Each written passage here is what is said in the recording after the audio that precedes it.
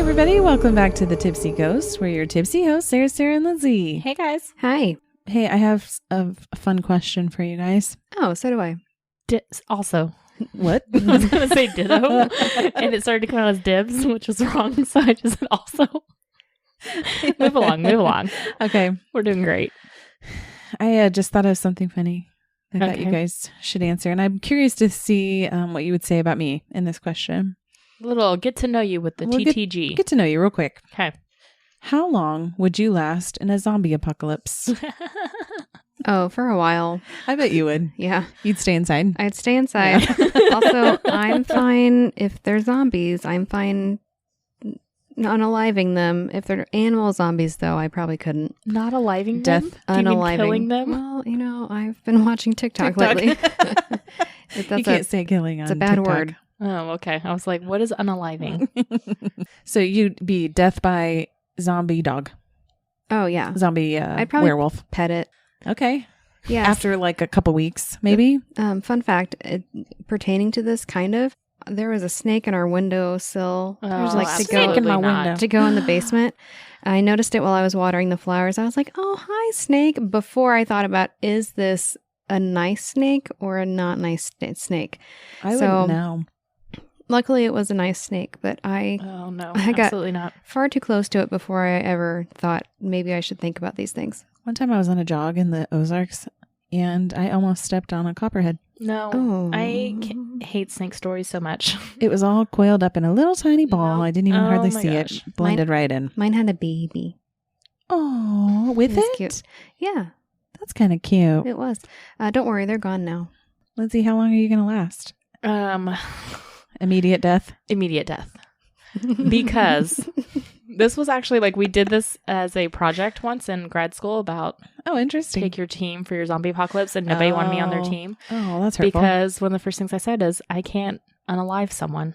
I will never be able to shoot a zombie. I'm sorry. Oh, really? Yes. I probably could. So they would eat me because I'm not willing to shoot them. Well, here's the problem for me. I don't know how to shoot a gun. You So- would learn. I'm going to need to be Daryl and have like a bow and arrow. I could probably do that. You think a bow and arrow is easier to shoot than a gun? If somebody could teach me. I can That's reload a lot a of bow and arm arrow. strength, No, his is like a, I don't like know. a crossbow. Crossbow. Yeah, his is a crossbow. Hmm. My bad. I feel like it's the same principle of aiming and shooting, so I think similar. I'm confused how you can operate one and not the other. I think you would live Just don't know longer how. than Lindsay, but not as long as me, because eventually you'd want to start talking to them. Like if I got real lonely, Yeah. Yeah. Well, You would get lonely. I would. Yeah. If I was by myself. I mean, we've already discussed you're the first to die in the horror movie. Yeah, but that's different. Those people are alive. If I know these are It's zombies, true. I'm not going to go out there intentionally. Or maybe I will. I don't know. Okay, my question. If you were born 100 years earlier, what would your occupation be? Oh, gosh. All right. So it would be 1923. Roaring 20s. Yeah. We'd Ooh, I'd be a working- flapper. We'd obviously. be working in the radium. You'd be a radium girl. Oh, that's really sad. I'm trying to think like what women could do in the I know. 1920s. That's why I was like, When she said roaring 20s, I was like, oh, obviously, I'd be You're a a flapper. flapper. Mhm. Yeah. I love that. Your ankles would be exposed. Yeah. She's a harlot. Isn't that Think what they call them? Chicago. Thank you. I was like, I can't think of the word for it. And what would you do? Yes. I'd be having a grand old time dancing around. I don't know. I'd probably just be a stay-at-home You'd mom. be a housewife. I'd be a housewife. I'm not. I wouldn't want to work in a factory. Okay. That's Well, all I can think of. What You'd would be I- a nurse. I would. Mm-hmm. You wouldn't be able to have a stethoscope because those are for doctors. Yeah, those are only doctors, and you'd have to wear like the dress and the hat. with the white cap. But maybe you could be working. Is this like pre-TB epidemic? This is You like could be working in Waverly Hills. post-Spanish flu. Okay. I'm thinking that would be kind of cool. You and also don't sad. want to be assisting with lobotomies? Yes. that, Yes. Sure. You're like- giving us like the weirdest face. Well, I I'm feel like, like- go to Waverly Hills. This is cool. I feel like nurses back then did not have the fun jobs that they do now. Well, it's definitely different, but I mean, you still interacted with patients. women and gave in general medicine didn't have and- fun jobs compared to No. now. Yeah. What would be your drag queen name? Oh gosh, There's a test for this. there is. I need the test. I need a prompt. Drag It's like queen your name. first. Oh God, I'm not even gonna That's try. your soap opera name I've heard of before, but I haven't heard of the drag queen one. Okay. Okay, there are options. Ready. Okay, we're starting with Sarah. Okay. You were born in November, so you're Madam. Oh, obviously. First letter of your first name is S. Mimi. Madam Mimi. Ooh, double First M. letter of your last name, Madam Mimi Balls. You guys are both going to be Mimi. I am. Lindsay, you are born in September. Lady. Ooh. Lady, Charity, Delight. Oh, I love that. This is a lot more innocent than mine. Mimi balls. Shut up, Mimi Balls. I am It's Charity Madam Mimi Delight. balls to you. Madam Balls. It's Madam balls to you. I'm Lady Delight. Yeah, you are. Mine is Dame Mimi Eleganza. Eleganza. Wow. You're so fancy. You're a very dame. exotic sounding. Dame Eleganza. And here's a second one, just in case you want a different name. Okay. I mean, I'm Madam Mimi balls is up there. I don't know. I do like Mimi Balls. Lindsay, you are Pandora Del Rio. Ooh, I like it. Ooh, it has a ring. Sarah is Regina Eleganza. Ooh, They really like this eleganza. Mm-hmm. Yeah. My name is Regina Sauvage. Ooh. And then finally, Oh, how many drag queen We got names are we options. getting? I like it. I would be Coco Cha-Cha. Ooh, I love that. Coco Cha-Cha. La Coco That's it. Cha-Cha. That's the La one. Coco Cha-Cha. Yes, that would be my song. No. She come out and shimmy. Yes. As you sing me shimmying underneath my snuggie. With maracas. Ooh. I love that for you. That's it. That's the name for you. Yep, that's the best of the three. Mm-hmm. Sarah's Coco Heart. Oh, that's very sweet. I like I still Madam- like Mimi It's Balls. Madam Mimi Mimi balls. balls, yeah. That's it. 100%. Lindsay, Princess Glitter. Oh. Did you say clitter or glitter? G. Oh, Glitter. It sounded like glitter. I was like, whoa. It's whatever you want it to be. I like Princess Glitter. I don't know. It was something charity. Ladies- Lady Charity. Lady something charity. No, Lady No. Delight. Lady Delight. Charity Delight. Lady Charity Delight. Oh, gosh. I don't There was even 3 know. words and I got them confused. Okay. I love him. Wait, hang on. Oh. There's one more. We've that got might, more. That might be Oh, nice. gosh. Lindsay, Yes. what's your date of birth? I know September 24th. Good job. Such a good friend. Oh, it's a good one. I think we found it. Lusty Buns. Oh. Ooh, these are That's more it. sensual. That's it. That's the one. Lusty buns. November 11th. It's the 10th. God damn it. Ah, take away That's your okay. friend card. Anyway, you are Kiki Dream. Let's do a Kiki. Mimi balls. Let's have a Kiki, not do a Kiki. I am Let's have a Kiki. LaShonda Tucker. Ooh. Oh, okay.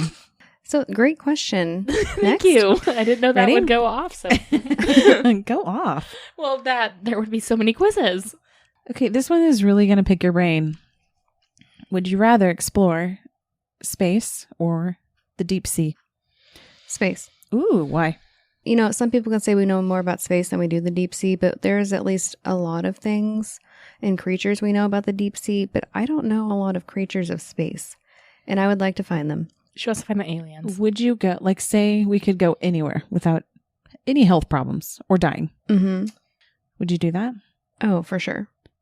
What? Have you seen that one She wants to movie? go meet the Mercs and the Jupes. I mean, Hold I on. get What's the one movie? I'm tired of the Humes. it. The Humes are getting Interstellar? on my nerve. Have you seen Interstellar? Who's in it? Matthew And- McConaughey. Anne Hathaway? Matthew McConaughey? Oh my God. I don't know. If you haven't, you must. I insist. Okay. I Okay. forgot the question. Space or sea? Both of them terrify me. Me too. We're going to say deep sea. Yeah. Because if I die, I feel like dying in space is more painful and worse than dying. Than being crushed No, I feel like you're to death in the crushed sea. to death in space. Like you're just, you're gone. It's a I think you vacuum. crushed to death either way. Mm-hmm. But let's say you're But not you- going to crush to death. Could drown in the sea. No, Yeah. we know for a fact you're going to come out fine. Okay. Deep sea. Okay. Same. Okay. It's less scary. Why? Less scary, and I think it's just The ocean's beautiful. I don't know. I think it would be really pretty to explore. Maybe we'll find Nessie Okay. down there. Or so the I'm- Kraken. Maybe Nessie made it to the ocean.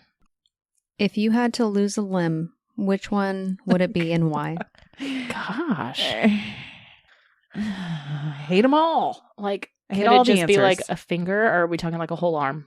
A whole limb. Not an appendage, a Jesus. limb. I'd probably say my left leg.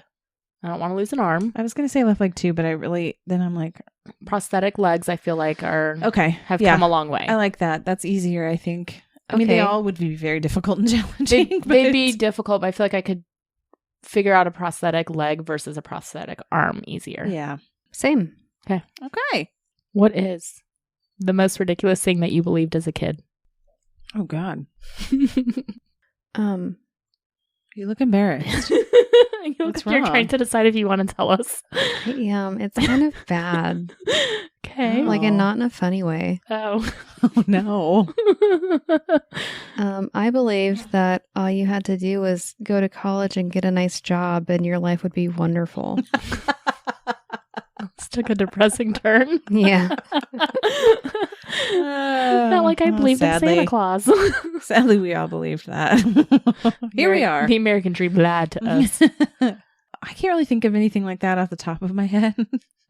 But I can think of two things that I mispronounced for several years and nobody told me. Oh, this is a club I can join. Yes. Sure, that's the same thing. Hurt my feelings. Okay, let's do that. That I believed that it was pronounced this way. Okay. The word magenta Do you call it magenta? fuck all the way off. I thought it was magneta. And nobody corrected me.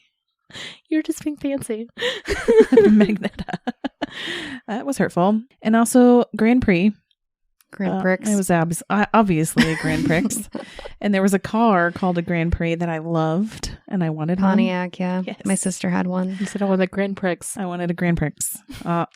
I'm talking through like 6th grade. Nobody told me. Listen, I was saying "coo" wrong up until 2 years ago.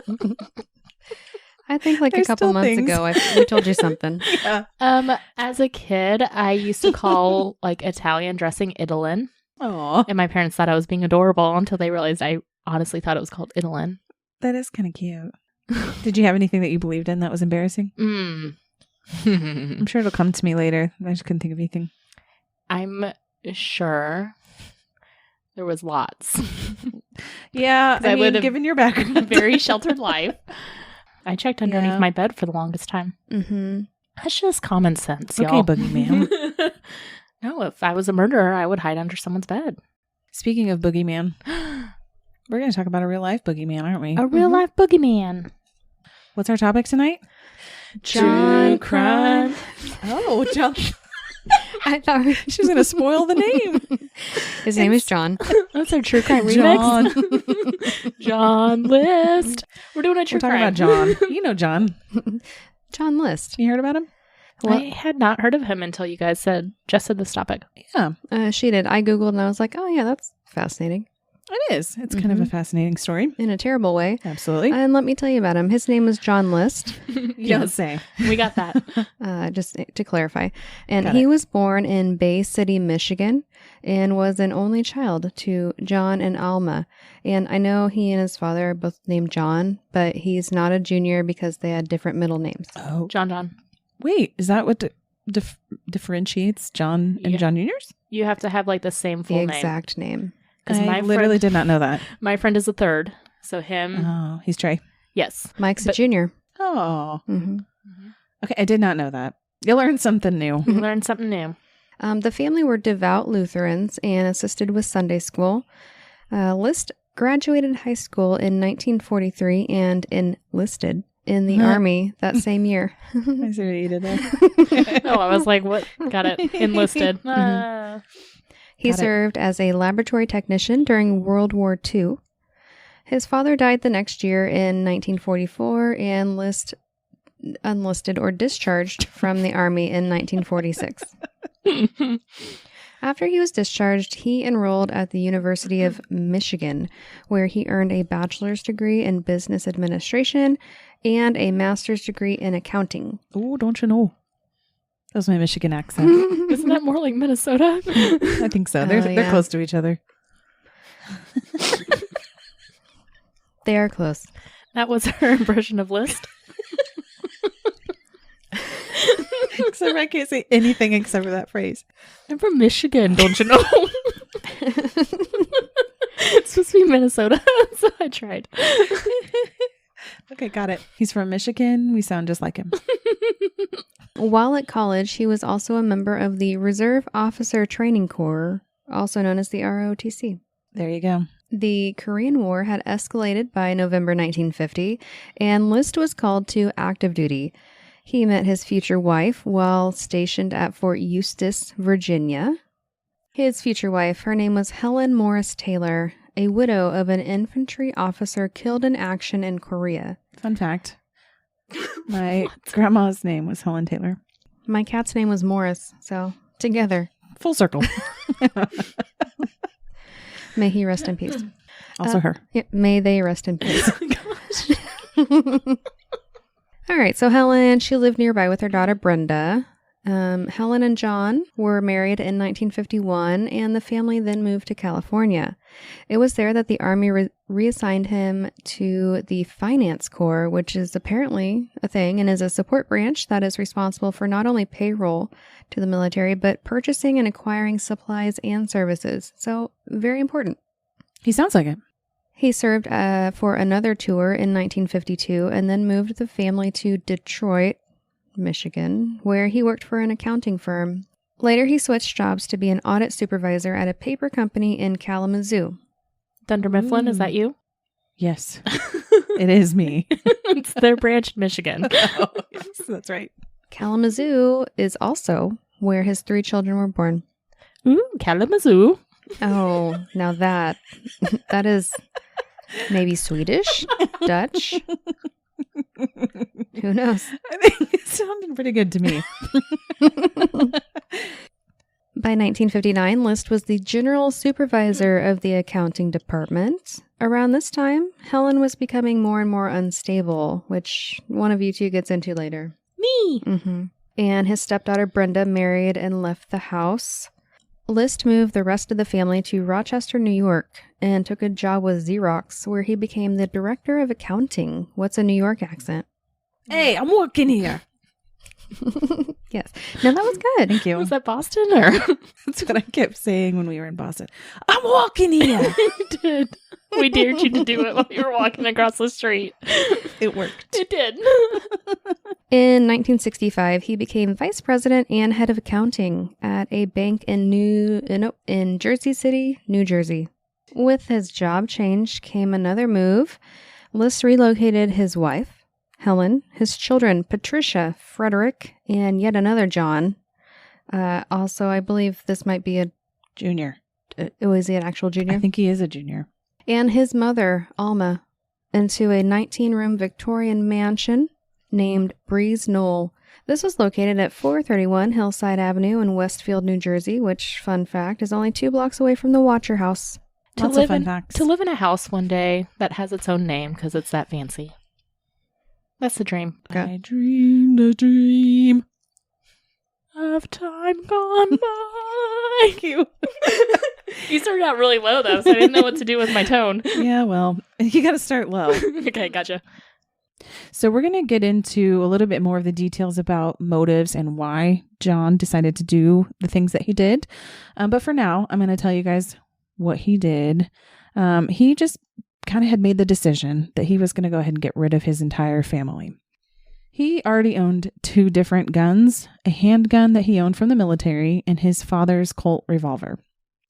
November 5th, 1971, he told his children that they would die soon and asked them if they preferred to be buried or cremated. They all chose to be buried. This was a very weird conversation, obviously. Things that you don't really talk about to young children. I mean, maybe it comes up here and there, but it did seem kind of weird. And when he dropped the kids off at school, Patricia actually told her teacher that she feared that her father would kill her and her siblings. And nothing happened after that for her, sadly. How do you think the teacher felt after they found out that she had been I can't murdered? even imagine. That's awful. Mm-hmm. So just 4 days later on November 9th, 1971, John gets the kids off to school in the morning and acts like this is a normal day. He then goes into the kitchen where he finds Helen drinking her morning coffee, and this is when he shot Helen in the back of the head.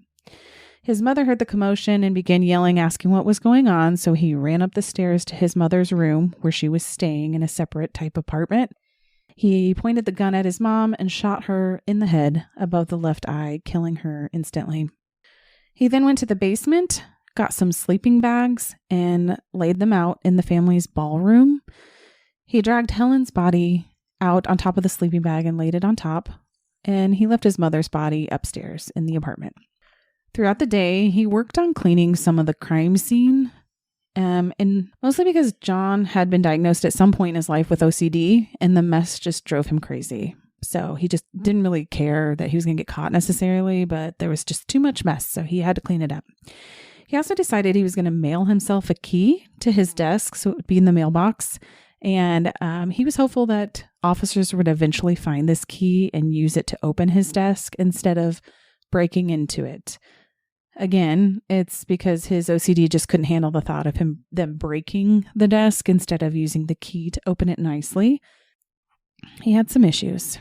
As if this story isn't sad enough, Patty, the daughter, she was sick at school, so she called home to be picked up early.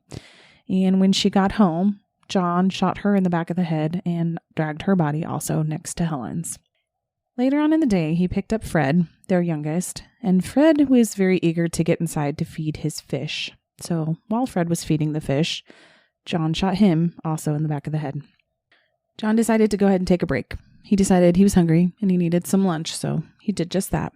After the lunch, he went to the bank and closed his bank account along with his mother's account. Then he drove to Westfield High School to watch his oldest son, Johnny, play in a soccer game.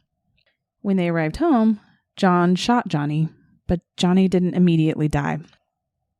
He was shot 2 more times while Johnny was crawling away from him. And even after this, Johnny's eyes were still fluttering, so he ended up shooting him a total of 10 times. John then dragged Johnny's body to the sleeping bags with the others from his family. By now, the bodies of his wife and children were laid on top of the sleeping bags right next to each other, and as I mentioned, his mother's body remained in the apartment. John wrote a 5-page letter to his pastor and said he'd rather send his family to heaven than have them live on welfare. He was convinced that this would ensure their safe arrival to heaven. He went ahead and spent the night at this house, even though his family was dead, all inside, cleaning, and he was actually pretty clever about what he did. And Lindsay might get into this more, I'm not sure, but he cut his picture out of every picture that he could find so that police had no reliable picture of his own face. The next day, November 10th, an unfortunate day. That's your birthday. I know. Why'd you have to ruin it, John? Before he leaves the house, he turns on or blares religious station that may have been classical music. There's kind of differing reports on that. And he left the house, not to be seen again for many, many years. 1 month after the List family was murdered, neighbors called police and said that lights had been left on for all hours of the day for a month straight. They noticed the light bulbs were burning out one by one and thought this was kind of suspicious. Some people might wonder why it took so long for the neighbors to call police, but apparently the family was pretty reclusive anyway, so this was fairly normal behavior for them to just be in the house. On top of that, John had taken care of pretty much everything that might bring somebody over to the house any sooner. As I mentioned earlier, he had quote-unquote handled things that might make police suspicious, but we later find out that he had written a letter to the children's schools and their part-time jobs claiming that they would be visiting Helen's sick mother in North Carolina. He also canceled the milk delivery, the mail, and newspapers. So finally, officers show up to the house and go inside where they find the bodies of the List family. And just an interesting fact before we move on to the next section, because some of you might be wondering what happened to this house. The house they lived in remained empty until it was destroyed by a fire in August of 1972, 9 months after the murders. It was officially ruled as arson, but they never figured out who did it. John? Interesting. So we find out this timeline all later because, like Sarah said, it took quite a long time to find him. Yeah, what, like 18 years? 18 years is how long it took to find John. That's a long time. So looking back now, we know what happened after the murders, and I'm going to kind of fill you guys in on that part. So 1971 is when the murders happened in November. We now know that he traveled by train from New Jersey to Michigan. Oh, back to Michigan. There you go. And then to Colorado. I think Colorado's just a normal They're normal Midwest. Okay. So he settled in Denver in early 1972. And fun fact, he was suspected to be part of the D.B. Cooper case. Weird. You don't say. Fun fact, you'll hear more about this case True. very soon. So after eventually John was captured, he was questioned by the FBI about the D.B. Cooper case. He denied any involvement, and we know now it is still unsolved today, and he is no longer considered a suspect by the FBI. So wasn't him. Just a little fun It fact. wasn't me. It wasn't me. Look, I killed my family, but I didn't steal the money. Okay. Okay. Whatever you say, John. So John, back in Colorado, he took an accounting job under the name Robert Peter Clark and went by the name Bob. Naturally. The most generic name. Yeah. Bob Clark. Bob Clark. I mean, listen, he went from John List to Bob Clark. True. Not All much. right. Not much. Yeah, not much more plain. It's okay. Should have been John Smith. Here you go. All right, so from 1979 to 1986, he worked at a paper box manufacturing company, Dunder Mifflin Part 2. It's like, this is sounding like Dunder Mifflin. He joined a Lutheran church, ran the carpool for church members, was an upstanding guy, basically. He met Dolores Miller at a church gathering, and they were married in 1985. In February of 1988, they moved to Midlothian, Virginia, where Bob continued to work as an accountant at a small accounting firm. I'm surprised he went back to the East Coast. I am He's too. feeling pretty confident, I think, about himself. I mean, that's 1988. It's been Yeah, he thought 17 he was years. free and clear. Mm-hmm. So the next year, May 1989, this is an 18-year-old crime, and America's Most Wanted aired an episode on him. So the show actually, which is pretty cool for 1989, had an age-progressed clay bust that was sculpted by a forensic artist based off what they thought it would look like as him today. Well, today, meaning 1989. Mm-hmm. And this was done by forensic artist Frank Bender. And He's the real hero here. he's I a real think, yeah. hero. It actually turned out to be a pretty close depiction. So close, in fact, that he was arrested within 2 weeks of the show being on the air. He was arrested at a Richmond accounting firm after a neighbor from Denver recognized him and alerted the authorities. Another hero there. Seriously. So List stood by his name being Bob It's not me, I'm Bob. for a long time. He did not break. Oh, jeez. So again, this is May 1989 is when he's arrested. They extradite him to New Jersey and have all of this evidence against him. And finally, February 16th, 1990, he's like, okay, yeah, it's me. You got me. They had a fingerprint All right. match. They had a fingerprint match that they compared to when he was in the military that was an identical match, and evidence from him that linked him to the crime scene. But still, took him, what, 9 months? Yeah. 9 months He before he's held like, out. you got me. It was a fun run, guys. God, I don't think I could do it. No, I'd break easily. Yes, you would. They wouldn't even get through the Miranda rights. I know. I'm like, yeah, I did it. You have the right to remain silent. You're like, yeah, but really, it was You me. don't even have to. You know, just don't even ask me. I'll I just don't tell want you. to remain silent. But also, did you know I have a podcast? I confess it all on there.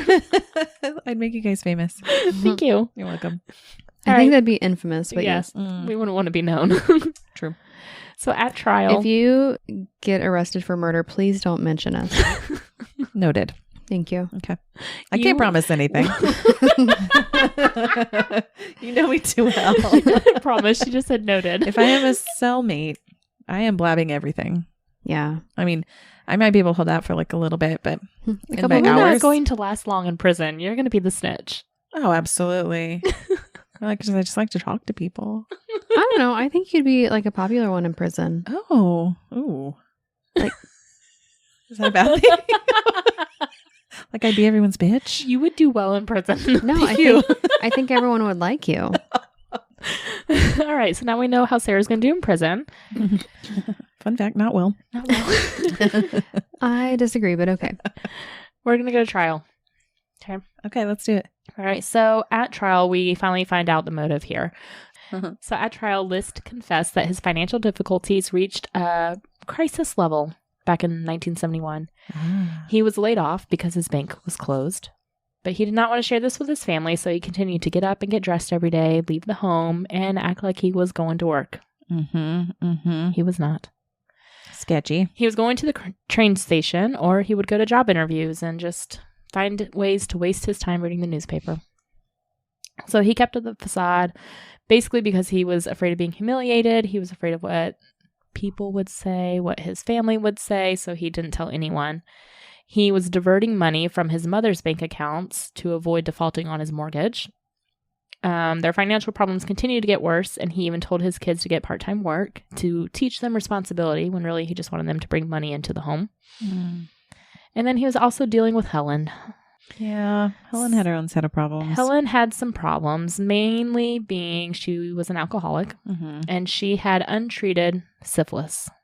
That's a really big problem, actually. It was a problem, Yeah. especially in the 70s, and it was like end-stage syphilis. She had contracted it from her first husband and kept it hidden from John for 18 years. And just to be clear, like, I know syphilis is an STD, but it can cause problems in a lot of different places in your body, mostly your brain. So Yes. for those of you listening, you're like, syphilis, what's the problem?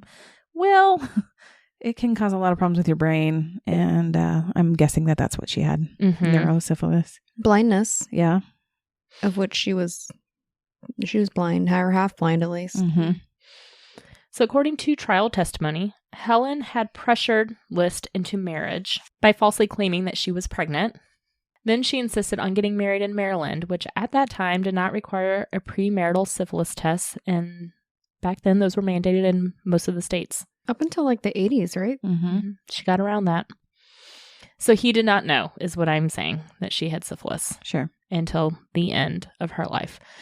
Her health continued to deteriorate, but she did not say anything to List or her doctors until 1969, so 2 years before she was killed. By then, the progression was so bad, combined with her alcoholism, that, quote, it had transformed her from an attractive young woman to an unkempt and paranoid recluse.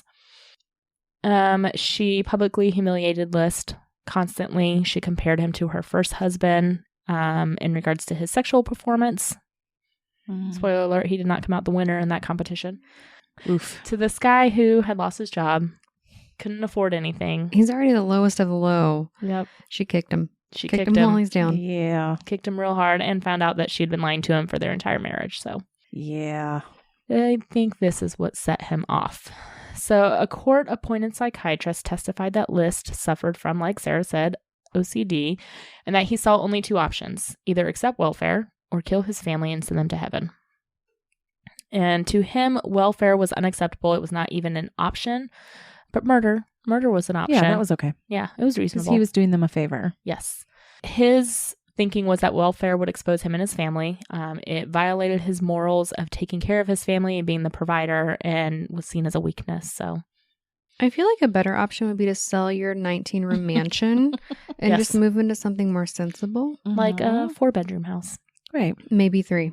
So on April 12th, 1990, List was convicted of 5 counts of first-degree murder. At his sentencing hearing, he denied any direct responsibility for the crimes. Quote, I feel that because of my mental state at the time, I was unaccountable for what happened. I ask all affected by this for their forgiveness, understanding, and prayers. Okay. Judge was not having it. He sentenced him to 5 consecutive life sentences, the maximum penalty allowed at the time. Judge said, quote, John Emil List is without remorse and without honor. After 18 years, 5 months, and 22 days, it is now time for the voices of Helen, Alma, Patricia, Frederick, and John F. to rise from the grave. That's a creepy John way of saying F. that, but He was not a junior. Johnny. No, it says John F. List. So There they we had a go. different Mystery middle. solved. So basically saying, look, John Famel. Sorry. Female. Judge is like, he got away with it for 18 years. He didn't even confess for the longest Yeah. time. There's no remorse here. Absolutely not. List, of course, filed an appeal on the grounds that his judgment had been impaired by his PTSD from serving in the military. And he also argued that the letter that he left behind at the crime scene, that 5-page confession, was a confidential communication with his pastor and therefore inadmissible in court as evidence. Interesting. Does that count for murder? a federal appeals court said no and rejected both of those arguments. Okay. Noted. Good to know. Yes. Okay. It does not. You're like, no. There's you not can't do like that. pastor confidentiality like there is like physician-patient confidentiality or like therapist-patient. Like there's rules and boards and stuff No like that. HIPAA. They don't have like It's a not the same. board Yeah. of license and things like that. The board is Jesus Christ. And Jesus Christ would have wanted you to confess. A long time ago. Or maybe just not do it. Yeah. There's that. Yeah. It just like, I honestly believe he thought that couldn't be used against him because Yeah, he was so obviously. careful about everything else, but he leaves a 5-page confession. Yeah. It made him feel better. So he did eventually express remorse in 2002. He was interviewed and said, quote, "I wish I had never done what I did. I've regretted my action and prayed for forgiveness ever since." End quote. He said he had not killed himself because he believed that would prevent him from going to heaven where he would be reunited with his family. Mm-hmm. Okay. There it is. His family that he killed. Right. Yes. Which, I mean, that is a theme in a lot of religions that if you kill yourself, you go to hell. So Mm-hmm. I can understand that line of thought for him where he thought he would go to hell if he killed himself too. But isn't murder a sin? But Well, he's doing yes. them a favor, remember? Does he really think he's going to meet up with them if he murdered I have no them? idea. I think he had some probs. I think you're right. Here is the thinking behind that philosophy or not philosophy, theology. You can murder someone, you can commit any sin, whatever, but you can ask for forgiveness for that. But if you kill yourself, you do not have time to ask for forgiveness for that. And so the thinking is that Oh. He you could die before afterwards. you ask for forgiveness, you go to hell. So he could do it. He could murder people, ask for forgiveness, And and then still it's get okay. into heaven. Mm-hmm. Makes perfect sense. Mm-hmm. Based off your beliefs. Yeah. So List, That's me being sarcastic. yes. Okay. List died of complications from pneumonia at the age of 82 on March 21st, 2008. He was incarcerated in New Jersey, but died in the hospital at St. Francis Medical Center in Trenton, New Jersey. So he served about, is that 18 years, 1990 to 2008? Mm-hmm. So he was on the run for 18 years and only served 18 years of his That's life. equal. Got off pretty easy there. Yes, and there was quotes from other people who had the same sentiment that he got off fairly easy. And I had heard something too about when he was living in Denver and he was dating another woman at the time. Mhm. And that same neighbor who suspected him had approached the girlfriend and said, "Hey, I think this is him." And she was like, "What? No." And then she let it go Mhm. and then saw the show and was like, "No, this is definitely him."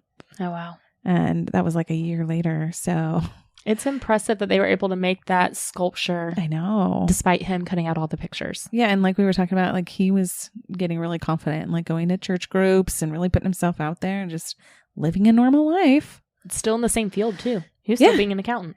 Yeah. He's like, "It's not me." He took off his glasses. "I'm a new person." Surprise. I don't know how those fingerprints match my fingerprints. That's He weird. got a haircut. Yeah. Mm. Oh, He wears John. green shirts instead of yellow now. It's different. My name's Bob. It's Bob, damn it. Do you think he accidentally answered to John? Probably. Unless he Like- convinced himself. You know, sometimes you hear I people am Bob. talking and they're like, "What?" And then it's not you they're talking to. Happens all the time, yes. Yes. That's what I'm asking. I bet he did. All right, guys. Thanks so much for tuning in this week to our group, True Crime. You can always find us at thetipsyghost.com with our socials linked from there, or send us an email at thetipsyghost@gmail.com. Please give us a 5-star rating and a great review anywhere you listen to podcasts. We really appreciate it, and it really does help. All right. Thanks so much. We will catch you next week. Okay, bye. Bye.